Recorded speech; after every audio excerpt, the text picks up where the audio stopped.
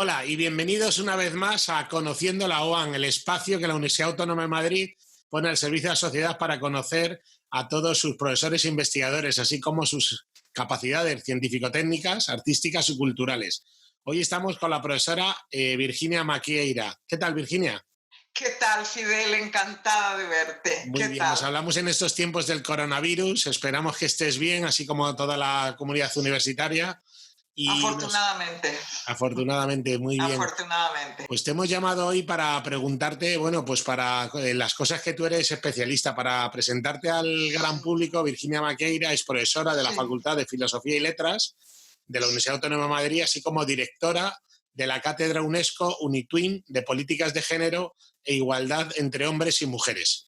Con lo cual, Virginia, a mí me gustaría que hiciéramos, bueno, pues que fuéramos más de lo general a lo concreto, ¿no? Sí. Y en este momento que hemos vivido y tenemos tanto tiempo también para pensar, que reflexionáramos también sobre qué lecciones aprendidas o qué lecciones deberíamos ir pensando a lo largo de en este confinamiento. Pues mira, muchísimas gracias, Fidel. Este espacio tuyo es extraordinario y te agradezco mucho la invitación. Y me gusta mucho tu pregunta sobre las lecciones aprendidas, porque yo estoy segura que no es una cuestión individual, personal, pero que tendremos que poner en común, porque la universidad es aprendizaje. Aprendemos con los colegas, aprendemos con los estudiantes y tenemos que aprender también entre nosotros a poner en común toda esta experiencia tan difícil y tan dura.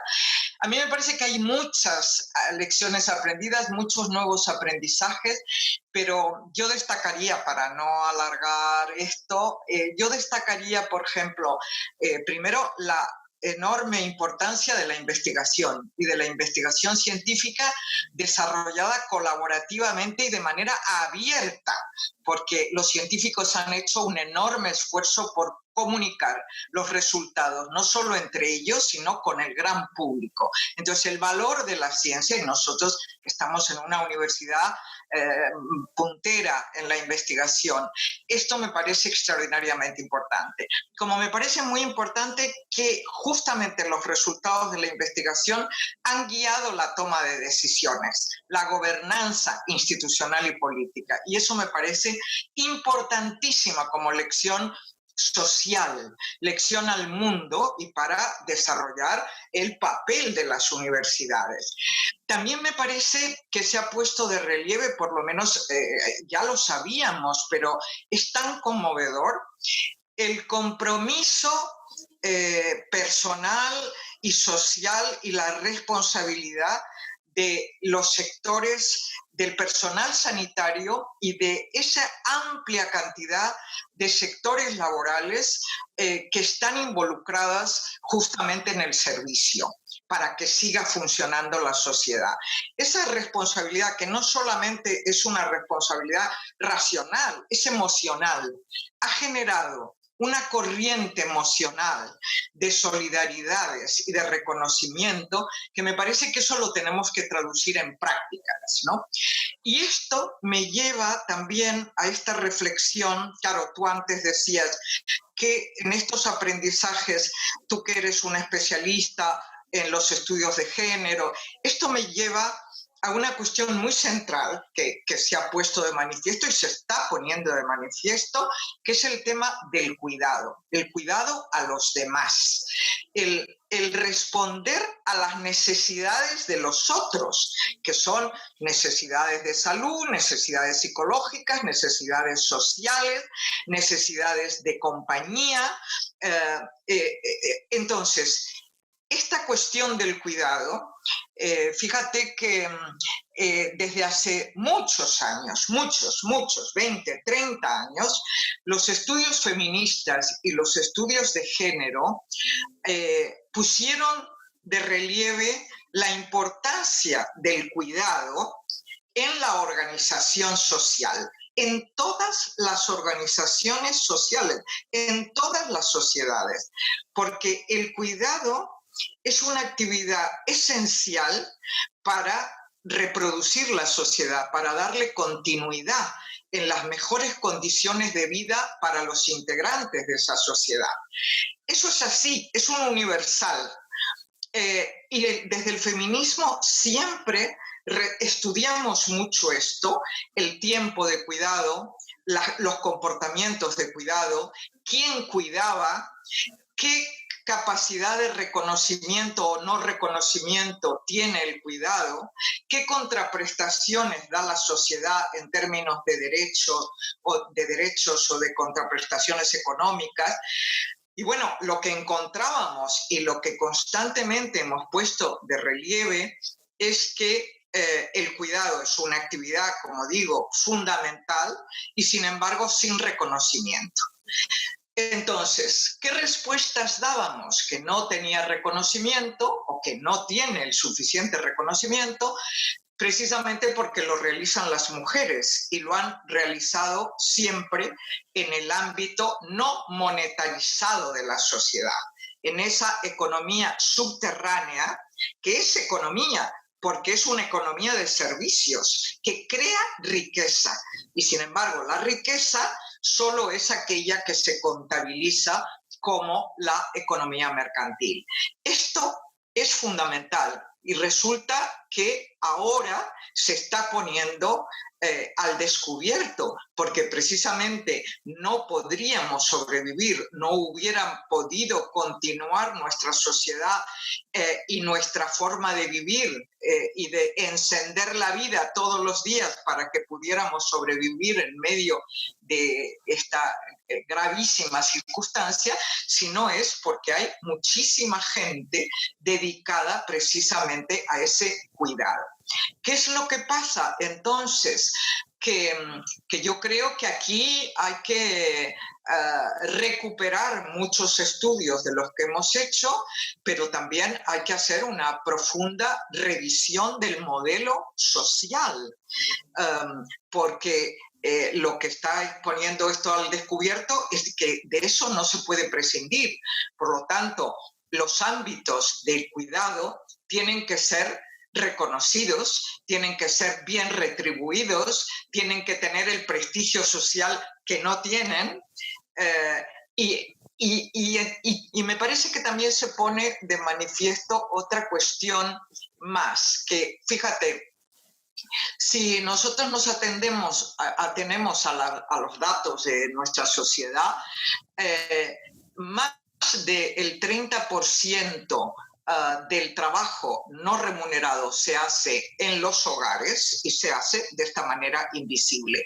Y más del 80% que se realizan al cuidado de personas dependientes son mujeres. Y por eso nos encontramos con los datos que de 10 personas que abandonan el puesto de trabajo, 9 son mujeres y lo hacen para cuidar a los demás.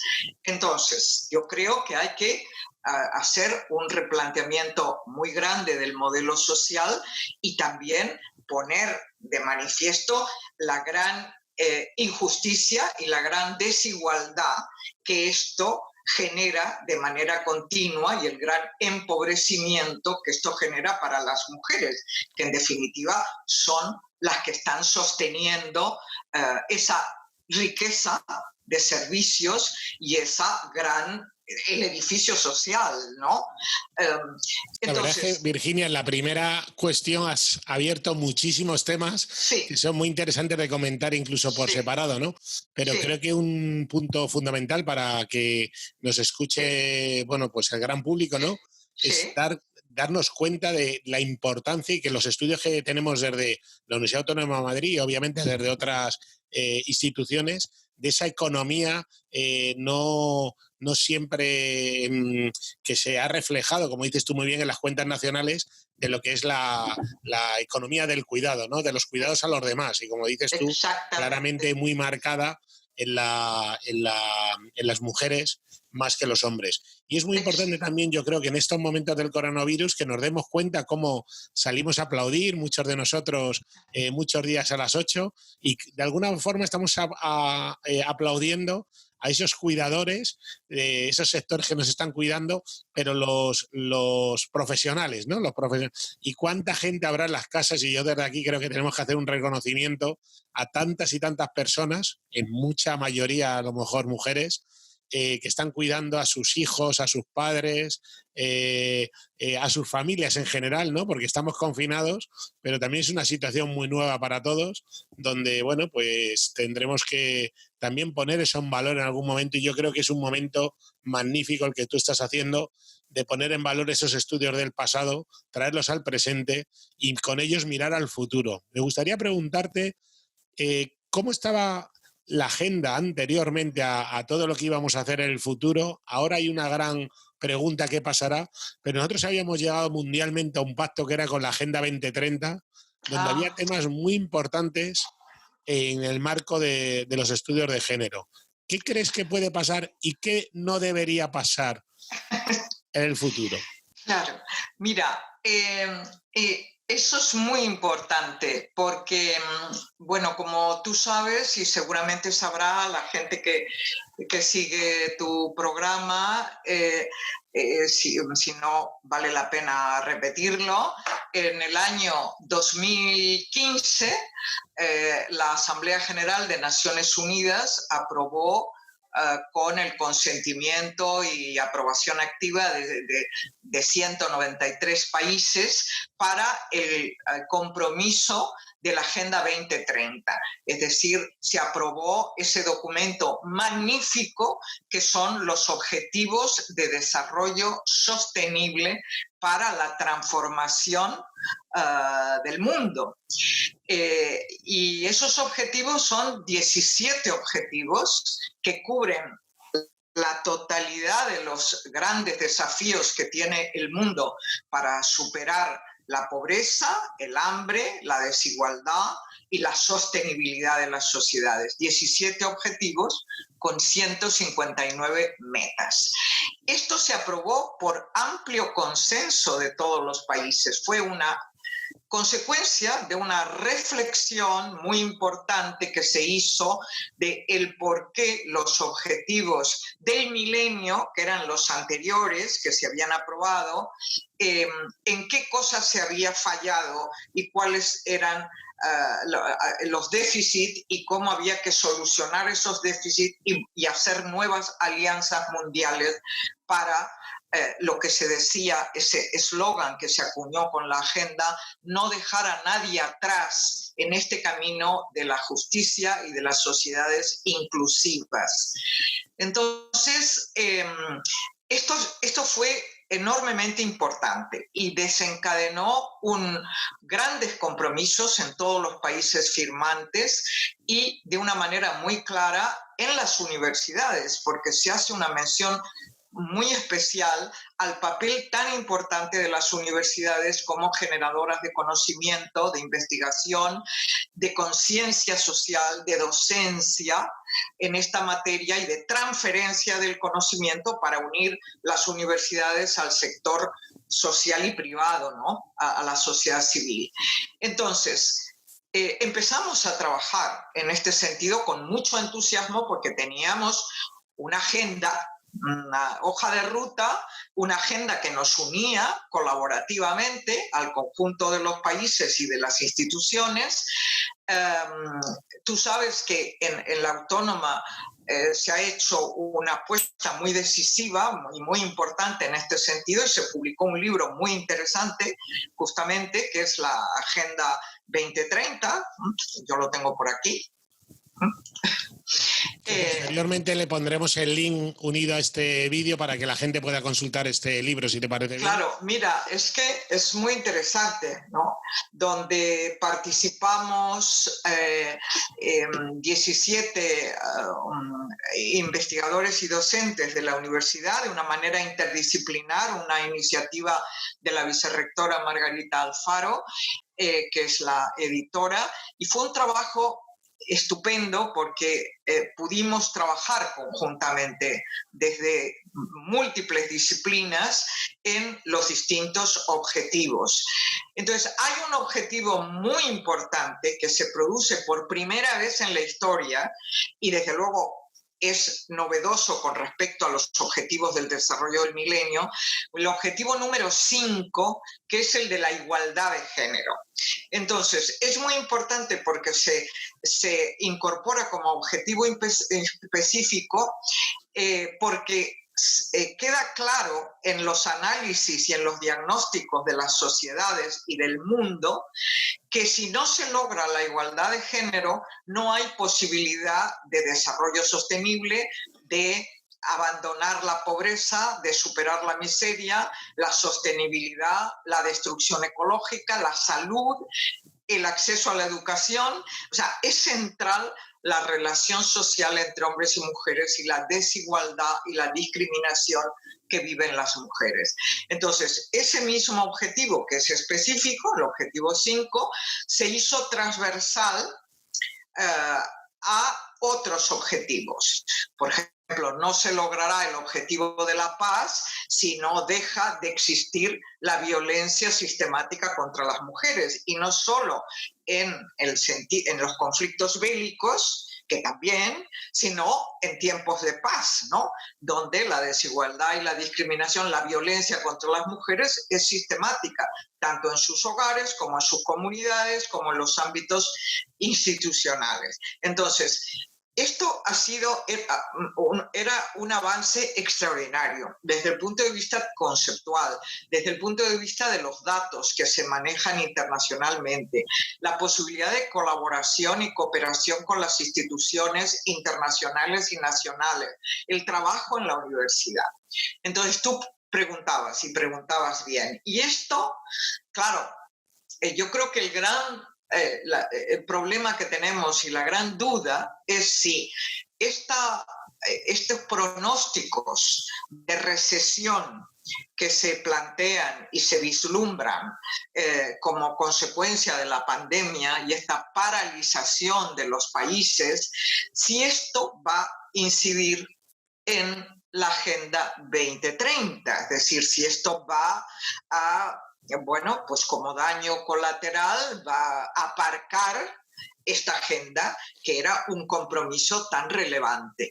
Entonces, claro, yo creo, como creemos todas las personas que defendemos esta agenda y que estábamos trabajando en ello, es que hay que defender esta agenda, porque los diagnósticos son muy importantes y el trabajo que hay detrás de esos diagnósticos y esa investigación, y además el compromiso político de los estados de manera unánime, pues es lo que hay que defender, ¿no? Y hay que tenerla vigente. Justamente yo creo que como una salvaguarda precisamente de la pandemia, como una salvaguarda y una salida y una hoja de ruta para poder superar este futuro, ¿no? O construir ese futuro que tenemos que construir, ¿no? Porque está claro es que la pandemia, la crisis sanitaria, no ha arreglado nada de lo que había antes mal, con lo cual todo lo que dijimos que no funcionaban bien, deberemos ponernos esos esfuerzos para corregirlos.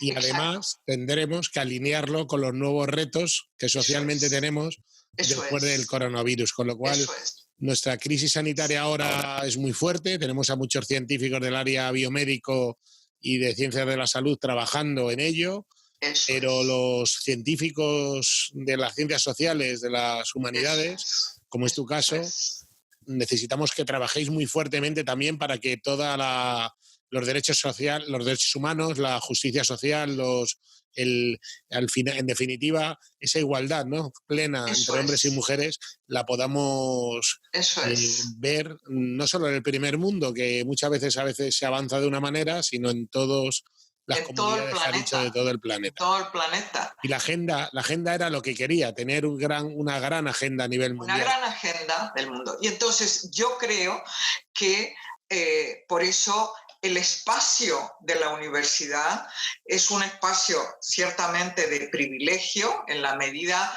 en que nuestra tarea es esa, el aprendizaje y el aprendizaje conjunto y la cooperación en la generación de conocimiento para poder aportar a la transformación del mundo. Pero esto también nos tiene que hacer ver la importancia tan enorme que tiene trabajar cooperativamente, ¿no? Es decir, no podemos seguir cada uno en sus áreas, en sus sectores, los de ciencias sociales por un lado, los de ciencias experimentales por otro, no, porque el conocimiento, cuanto más se comparte, aumenta. Y esto lo está demostrando esta pandemia. Entonces tenemos que seguir, ¿no?, en ese paso de trabajar cooperativamente de nuevas maneras también, ¿no? Y la sociedad necesita, sin lugar a duda, respuestas globales. Siempre las ha necesitado, siempre la universidad ha sido importante y posiblemente ahora más que nunca la universidad, la gran universidad, no me refiero a la nuestra, sino el concepto universal de universidad, necesita realmente estar en el centro de esta sociedad del conocimiento, que posiblemente sea la sociedad que necesitamos para dar respuesta a las grandes preguntas que tenemos por delante. Pues Virginia, ha sido un placer poder hablar hoy contigo. Yo creo que ha sido una conversación muy, muy amena. Gracias, gracias. Para mí ha sido el placer enorme, Fidel, y muchísimas gracias. Muy bien, pues Virginia Maqueira, profesora de la Facultad de Filosofía y Letras y directora de la Cátedra UNESCO Unitwin de Políticas de Género e Igualdad entre Mujeres y Hombres. Muchas gracias y nos vemos en el próximo capítulo de Conociendo la UAM. Muchísimas gracias y gracias por vuestra tarea. Gracias. Hasta pronto.